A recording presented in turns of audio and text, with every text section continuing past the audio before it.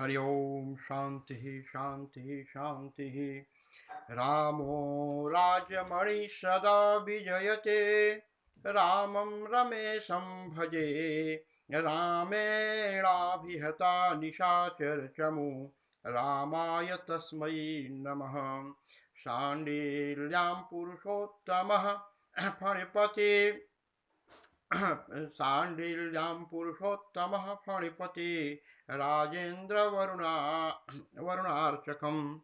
तो प्रिय भक्तों, आज मैं आप लोगों के बीच भगवान रामचंद्र जी का स्मरण करते हुए और ये कहना चाहता हूँ कि आज देख रहे होंगे आध्यात्मिक जगत में लोगों का रुझान कुछ बढ़ रहा है, फिर भी कुछ युवा पीढ़ी हमारे भटकाव की ओर जा रहे हैं। इसका कारण क्या है, इन सभी विषयों पर हम लोग चर्चा करेंगे। इसके पहले 2 बार भगवान का नाम अवश्य लेना चाहिए, क्योंकि भगवान का नाम लेने से आपको एक एनर्जी प्राप्त होगा, एक ऊर्जा की प्राप्ति होगी। उसी ऊर्जा से आप सकारात्मक सोच चिंतन कर सकते हैं और भगवान के प्रति आपका लगाव स्वाभाविक रूप से हो सकता है।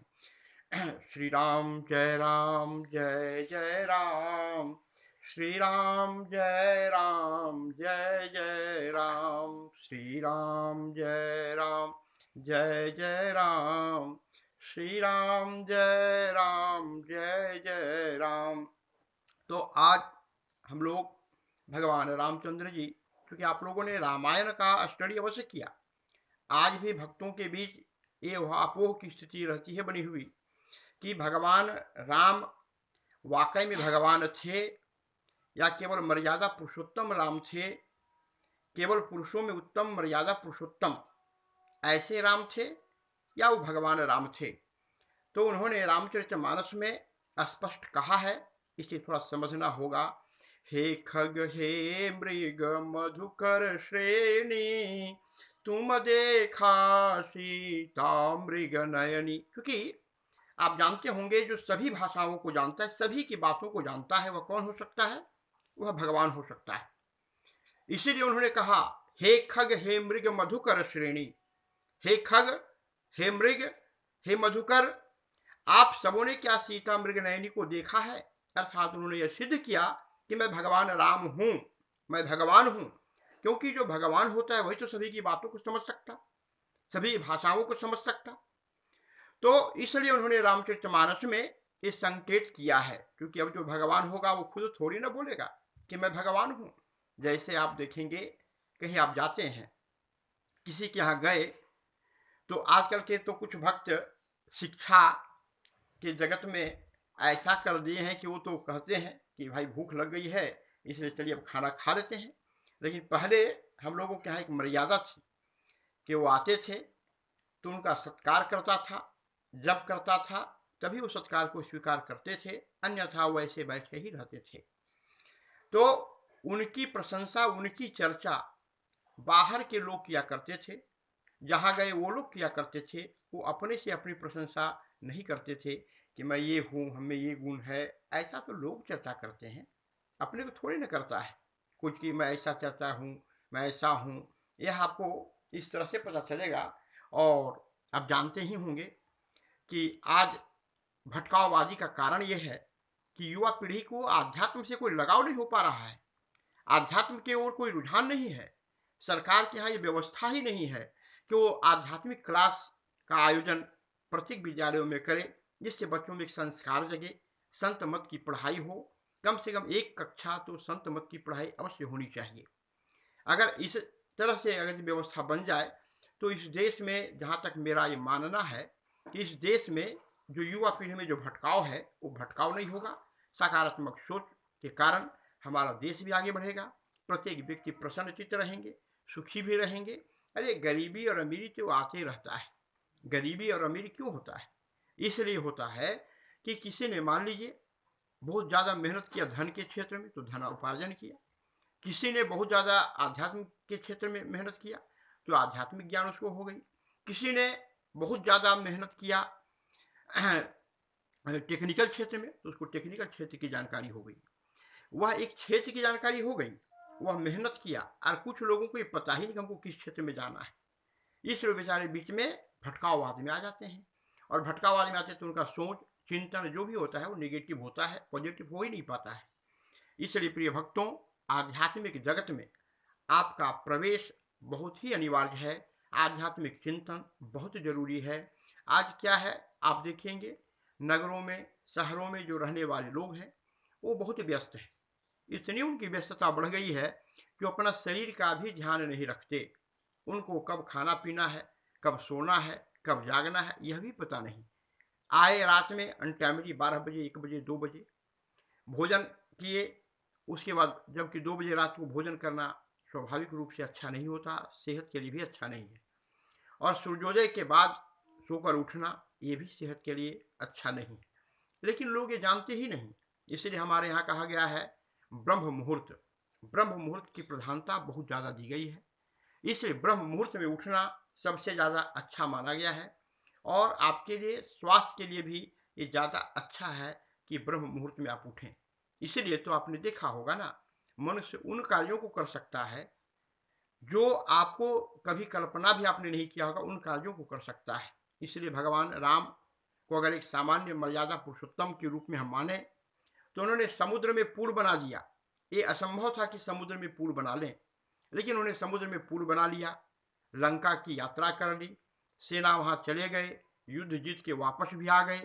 तो इस तरह से जब मानव अगर ये सोच ले, उसकी चिंतन अगर ये हो जाए, तो वह उस कार्य को निश्चित रूप से कर लेगा और उसकी सफलता भी निश्चित होगी। तो इसलिए प्रिय भक्तों, आप भगवान का 2-4 बार गुणानुवाद अवश्य कर लें, क्योंकि भगवान का गुणानुवाद करने से आपके अंदर पॉजिटिव ऊर्जा काम करना शुरू कर देगी, जिससे कि आपको कुछ भी चिंतन पॉजिटिव करने में आराम और आसानी होगी।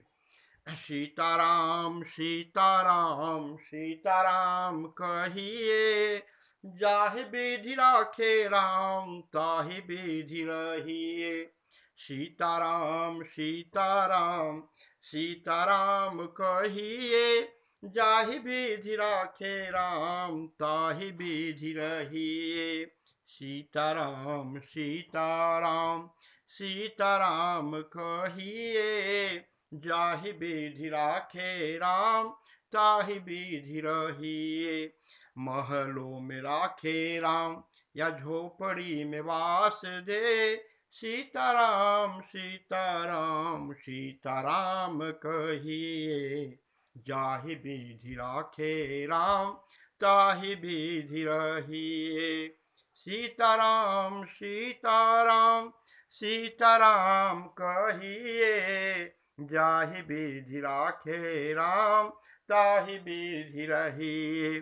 तो प्रिय भक्तों, क्योंकि मैं अभी जो चर्चा कर रहा था युवा पीढ़ी की ओर, तो मेरा संकेत ये था कि आज जो भटकाववाद का कारण है, इसमें हमारे यहाँ सबसे पहला कारण है कि आध्यात्मिक शिक्षा का अभाव, संत मतों की पढ़ाई का अभाव, और युवा पीढ़ी अभी जो, चूंकि ये तो युवा है, उन्हें कोई गाइडलाइन देने वाला वैसा अध्यापक होना चाहिए जो वाकई में संत मत को जानता हो, सत्संगी हो, सत्संग करने वाला हो, क्योंकि सत्संग की एक अपनी विशेषता है।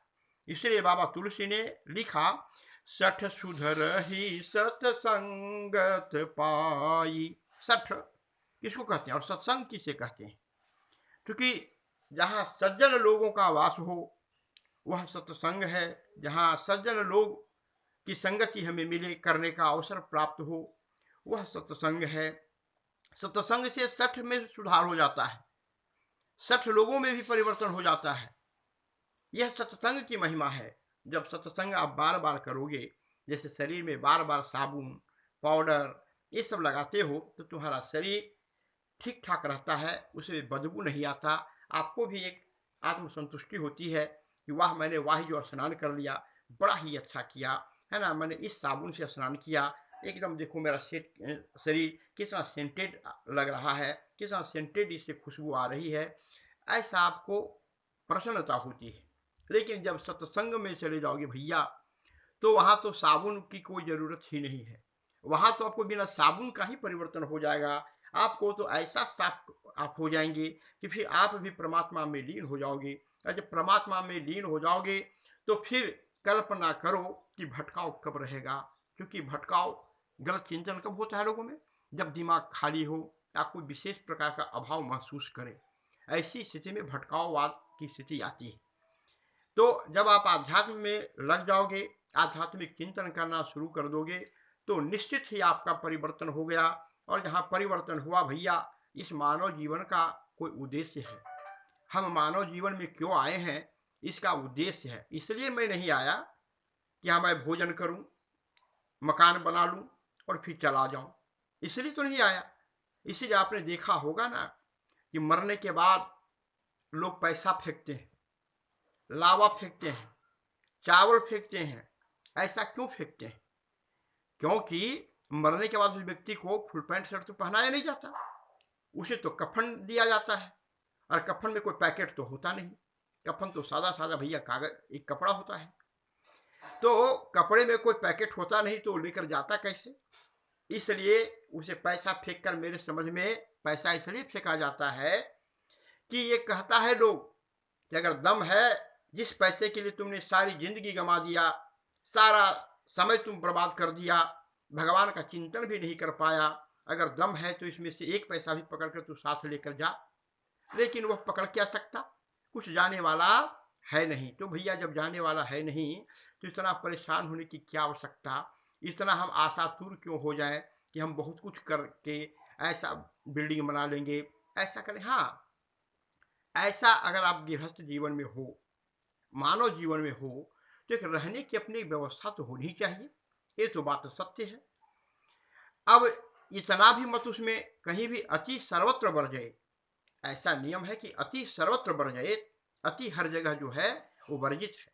जैसे पानी पीना शरीर के लिए बहुत जरूरी है, लेकिन अति पानी पी लेना वो गड़बड़ हो जाएगा। अति पानी पी लोगे तो परेशान हो जाओगे। भोजन करना जीने के लिए बहुत जरूरी है, लेकिन अति भोजन कर लोगे तो वो भी गड़बड़ हो जाएगा, अजीर्ण हो जाएगा। अजीर्ण हो जाओगे तो फिर डॉक्टर के यहाँ चले जाओगे। तो इस तरह की स्थिति हम लोगों को थोड़ा सोचना चाहिए। इसलिए आपको भगवान ने ये मस्तिष्क दिया है और देखने के लिए आंख दिया है, पढ़ने के लिए शास्त्र दिया है। उन शास्त्रों का अध्ययन करें, वेदों का अध्ययन करें और आध्यात्मिक जगत से थोड़ा लगाव अवश्य रखें। आजकल तो भैया ऐसे भी लोग हैं कि अगर संत, महंत, पंडित, मंदिर जहां उन्हें दिखाई दे दिया, अगर पंडित जी आ गए तो उनको पसीना ज्यादा छूटना शुरू हो जाता है कि पता नहीं पंडित जी को क्या क्या देना पड़ेगा, पता नहीं कितना उधन हमारे यहाँ से मांग करेंगे, पता नहीं क्या कह देंगे। इस तरह से उनको पसीना उतरना शुरू हो जाता है भैया।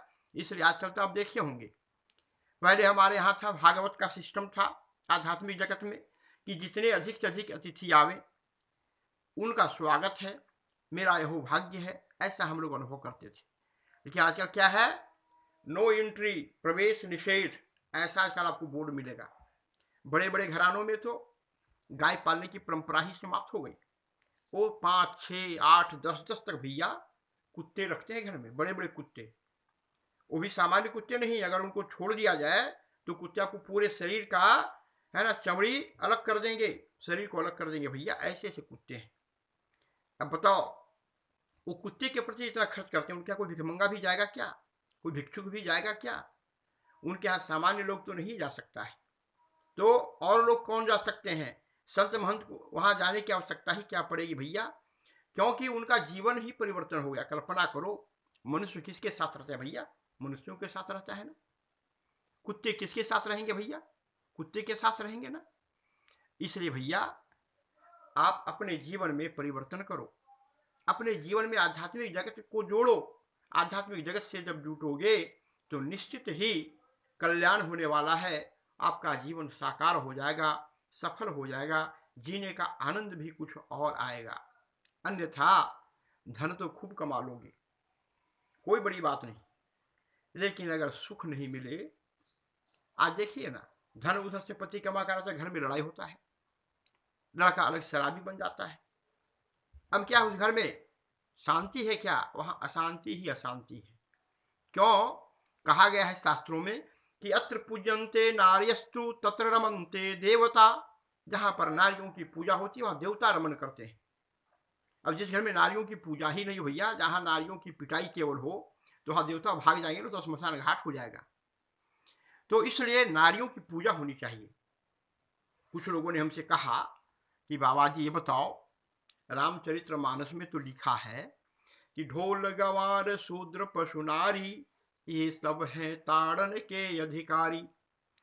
तो वहां ताड़न का अर्थ ये नहीं हुआ कि सभी नारियों को, वैसी नारियां जो शूद्रवत आचरण करने वाली हों, मलिन विचार की हों, जिनमें कोई परिवर्तन का गुंजाइश नहीं हो, तो भैया वैसे में क्या करेगा कोई, जिसका कोई वैचारिक सिद्धांत नहीं, कोई विचार ही नहीं मिलता हो।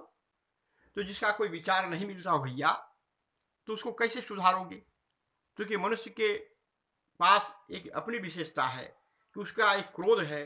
क्रोध कब आता है भैया? आपको कल्पना करो, इच्छा विरुद्धत्वम क्रोधत्वम, इच्छा के विरुद्ध कार्य करने से क्रोध की उत्पत्ति होती।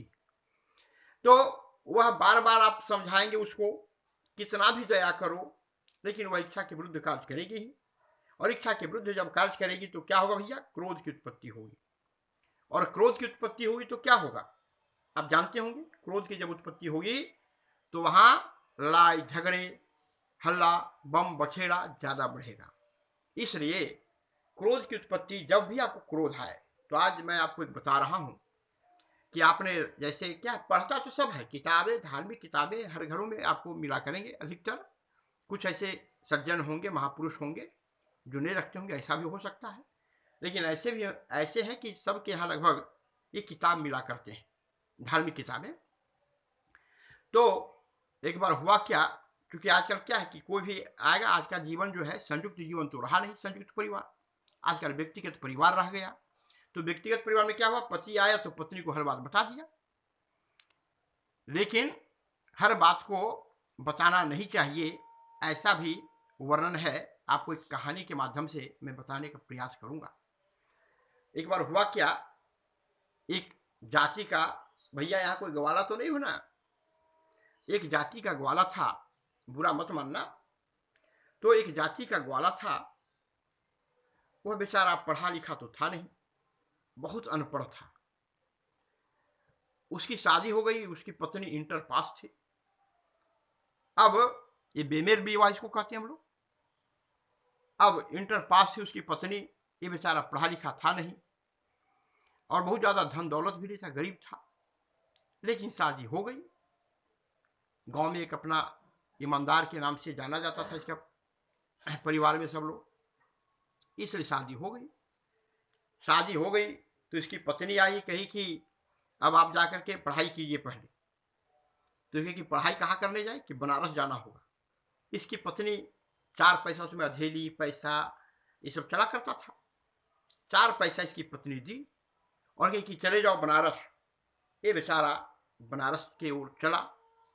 बीच में एक पंडित जी मिल गए, देखे बढ़िया मजबूत है। कहे कि तुम कहाँ जा रहा है जी?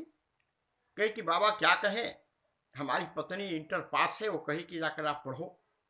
तो मैं बनारस जा रहा हूँ पढ़ने। की पैसा, कि चार पैसा है। क्या रे बुरबा, कितना भी तुम वहाँ खाना भी कहाँ से खा पाओगे, कितना दिन रह पाओगे बताओ? इसलिए तुम ये पैसा दो और हम ही पढ़ा देंगे चार पैसे का पढ़ाई। कहा नहीं बाबा, तो दो पैसा का पढ़ना है। क्या ठीक, दो पैसा का पढ़ लो। दो पैसा बाबा को दे दिया। उन्होंने दो बात बताया कि देखो, कोई भी काम बड़ा छोटा नहीं होता। जो अगर बड़ा लोग कहे, पांच लोग, तो उस काम को कर देना चाहिए। कहा जी बाबा, याद हो गया। कहा दूसरी बात यह है कि पत्नी को हर बात नहीं बताना चाहिए। कहा जी बाबा जी, ये दोनों याद हो गया। फिर वह चला आगे, बाबा जी भी चले, ये भी चला। कहा बाबा जी, दो पैसा को पढ़ा ही दीजिए, चार को पैसे है तो फिर हम यहीं से वापस हो जाएंगे। क्या कि अच्छा ठीक है बाबू। घाट छोड़ कुघाट स्नान करना चाहिए। जहां पर सभी लोग स्नान करते वहां नहीं स्नान करो, जहां कोई नहीं स्नान करे वहां पर स्नान करो। कहा कि ठीक बाबा जी, ये भी हमको याद हो गया। कहा कि और पैसा का बाबा पढ़ाई? कहा कि हाँ बाबू, एक पैसे का पढ़ाई ये है कि किसी भी व्यक्ति का, है ना, बड़ा सम्मान करना चाहिए। कहा जी बाबा जी। चला आया घर में। पत्नी कही कि आ गए। तो जब वहां से बनारस से चला तो घर में आ गया। पत्नी कही कि आ गए कि हाँ पढ़ लिए। कहा कैसे पढ़ लिए इतना जल्दी? कहा कि 4 को पैसा दी थी, 4 पैसा में हम पढ़ाई क्या कर पाते? एक बाबा जी मिल गए 4 पैसा का, वो पढ़ाई कर दिए, 4 बात बता दिए। कहे क्या क्या बताए? कहे कि तुमको अभी सब बताएंगे नहीं। कहा कही क्यों? कहा कि बाबा जी बोले हैं कि पत्नी की सब बात बताना नहीं, इसलिए नहीं बताएंगे सब बात। कहा कि बड़ा मुश्किल। अब ये ग्वाला बेचारा गांव में घूमने लगा। एक साधु आए थे तो बेचारे मर गए, और उनको कोई फेंकने वाला था नहीं। वो धनी लोग था वहां जरूर, लेकिन कोई उनको फेंकने वाला था नहीं। अब इसी को कहा कि अरे तुम तो आ ही गया है, 5-10 लोग वहां थे कि तुम आ ही गए, इसको ले जाकर के साधु को और फेंक दो। ये क्योंकि साधु का रूप है, लेकिन भीख मंगा का काम करता था पहले, बहुत दिन तक भीख मांगा। इसको जाकर फेंक दो। वो क्या किया, उसको उठाया बढ़िया से और कंधे पर लादा और कहा हम 500 रुपया देंगे। कहा ठीक। उसको जाके नदी में और गाड़ने लगा, तो जैसे उसको गिराया वैसे आवाज किया। चांदी का वो सिक्का उसके कमर में कसा हुआ था। उन सभी सिक्कों को निकाल लिया, सिक्कों को निकाल करके रख लिया। रखने के बाद वह जो है उसको बढ़िया से मिट्टी उट्टी दिया, और वहां से उस सब सिक्का को गमछा में बांधा। और उसको दूसरी शिक्षा का मालूम था कि घाट छोड़ को घाट स्नान करना चाहिए। अब वहां चला गया, दूसरी जगह जहाँ कोई नहीं जाता था वहां स्नान किया और वहां से चल दिया। वो सिक्का भूल गया। जब कुछ घर पहुंच गया, वो कुछ दूरी जाते जाते उसको ध्यान में आया कि कुछ छूट रहा है क्या। घर आया तो उसके याद हुआ। अब फिर वहां से आया और वो सिक्का लेके आया। इसके पति कह सिक्का कहाँ से लाया? कहा कि नहीं नहीं कुछ नहीं, कोई बात नहीं। कहा कि कुछ तो बताओ। कहा कुछ नहीं, बस तुम अपना काम करो। उसे घर दूरा केवाड़ी वाड़ी सब हो गया, लग गया। अब बगल के ग्वाला था, उसको ईर्ष्या होने लगा। वो सरपंच था। अब बेचारा सरपंच क्या करे? उसकी पत्नी कही अरे तुम इतना विकसित कैसे हो गई? वो कही कि अरे क्या कहीं इनको हम भेजे बनारस पढ़ने के लिए, वही पढ़ के आए तो इतना हो गया उन्नति। कि नहीं से उनको पूछ के आओ क्या किए। ये बेचारा झूठ बोल दिया।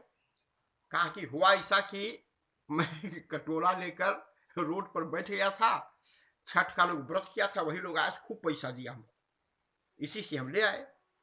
अब इसको भी कहा, इसकी पत्नी कही कि तुम भी वैसा ही करो, है ना। तो कहा कि कैसे बैठ गया? कहा कि दोनों आंख में मैं एक दूध होता है भैया, आप लोग जानते हो होंगे दूध। वह दूध क्या चीज है जानते हो? उसको हम लोग सूर्य के लिए उस दूध का नाम जो है, उस पेड़ का नाम आप लोग जानते होंगे उसको। उस पेड़ का नाम जो है अपामार्ग, उसको कहते हैं हम लोग अपामार्ग।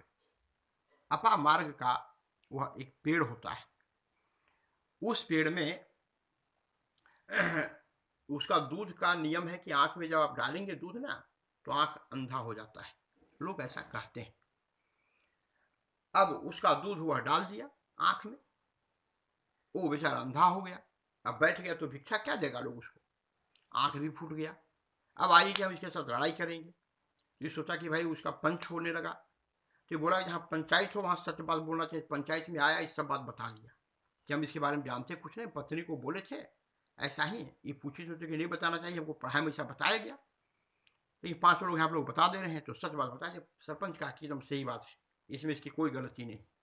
तो कहने का मेरा मतलब ये हुआ कि सभी बातों को हर समय, किन बातों को शेयर कहाँ कब करना है, ये आपको अपना विवेक रखना होगा। ऐसा नहीं हर बात को बता दें जिससे कि बात फिर ओपन हो जाए। आपका हो सकता है कुछ उसमें रहस्य की बात हो जो बताना अनिवार्य नहीं हो। तो ये सब आपको तब होगा जब भैया आप सत्संगत में आओगे, सत्संगति करोगे, जहाँ सज्जनों की संगति होगी, वहाँ जब आप बैठेंगे तो इसका आपको लाभ मिल पाएगा। और इसके लाभ से आपका इतना लाभ होगा कि आपका जीवन में परिवर्तन, जैसे उस वाले के जीवन में परिवर्तन ही हो गया, सारी उन्नति हो गई। क्योंकि आजकल क्या है, सर्वे गुणा कांचनमाश्रयन्ति, सभी प्रकार के गुण जो हैं वो कांचन में पाए जाते हैं। आप कितना भी मूर्ख हो, अगर संपत्ति वाले हो तो सब गुण संपन्न माना जाएगा, विद्वान भी हो ऐसा माना जाएगा। कितना भी विद्वान हो, लेकिन अगर संपत्ति नहीं है तो आपको लोग ज्ञानी नहीं समझ सकते। क्योंकि ज्ञानी वही हो सकते आज के समय में जिनके पास संपत्ति धन दौलत हो। तो भैया इसलिए आप सभी भक्तगण ऐसा इस जीवन में धन भी कमाना चाहिए। क्या है कि शतहस्तेन अर्जनम सहस्त्र हस्तेन, है ना, वितरणम, 100 हाथों से आप अर्जन कीजिए और 1000 हाथों से उसको बांट दीजिए। ऐसा जब यहाँ लेकर जाना कुछ तो है नहीं, जब जाना कुछ लेकर है ही नहीं तो भैया फिर हमको इसके लिए परेशान क्या करना है, इतना परेशान क्यों होना है। इसे बांटिए, यही तो आपके साथ जाने वाला है। क्योंकि इसलिए एक भजन आप जानते होंगे ना, इस नैया में नैया लगा दो पार, कन्हैया मेरे नैया लगा दो पार। इस नैया में 4 चोर हैं, इस नैया में 4 चोर हैं, काम क्रोध मद लोभ, कन्हैया मेरे नैया लगा दो पार। काम क्रोध मद लोभ, ये 4 चोर हैं इस शरीर में, और इन चारों का कारण ही है कि हम जिन कार्यों को करना चाहते हैं उन कार्यों को कर नहीं पाते हैं। इसलिए कन्हैया कृष्ण और राम में अंतर क्या है जानते हैं? राम कहते हैं रमन्ते योगी नाम वक्षस्थले श्री राम, जो योगियों के वक्ष स्थल में रमण करे वह राम है। और कृष्ण कर्षणे, क्री धातु कर्षण अर्थ में आता है, जो खींचकर बलात् आपको मुक्ति प्रदान करे वह कृष्ण है। देखिए ना, भगवान कृष्ण ने सबको जबरन बलात्, जिसको मुक्ति नहीं चाहिए उसको भी मुक्ति कर दिया। और राम आनंद देने वाले, सभी योगियों के वक्ष स्थल में रमण करने वाले हैं। इसलिए भैया आप लोग अभी भगवान कृष्ण का एक बार जिक्र कर लें तो ज़्यादा ही अच्छा होगा और कल्याणकारी होगा। और इसके लिए फिर आप हमारा अगला कार्यक्रम को देखेंगे, अगले बार में देखेंगे। जय श्री राम, जय श्री राम। 2 बार भगवान का नाम अवश्य ले लें। सीताराम सीताराम सीताराम कहिए, सीताराम सीताराम सीताराम कहिए, सीताराम सीताराम सीताराम कहिए। जाहि विधि राखे राम, ताहि विधि रही। इसमें हड़बड़ाइए कभी नहीं, जीवन में उतार चढ़ाव होते रहते हैं, होते रहेंगे। आपको बस केवल भगवान पर अगर सच्ची निष्ठा हो जाए भैया तो समझ लो कि आपका बेड़ा पार है। और अगर निष्ठा हो ही नहीं सकती तो फिर बेड़ा पार कैसे होगा? कल्पना करो, आप 20-30 रुपये का घड़ा लेते हो तो उस घड़े में फिर आपको 20-30 रुपये की घड़े में 20-30 रुपये की घड़े में आप उसको आधा घंटा तक जांच करते हो, तो जो इतना बड़ा जीवन को मुक्ति देने वाला है वो इतना आसानी से कम समयों में कैसे दे देगा? इसलिए आप सनातन धर्मावलंबी हैं, निश्चित रूप से आप जो है भगवान पर श्रद्धा रखें, विश्वास रखें, आस्तिक, है ना, आस्तिक विचारों को रख करके स्थिरता पूर्वक आप कार्य करें तो आपकी सफलता निश्चित होगी। जय श्री राम, जय श्री राम, जय श्री राम।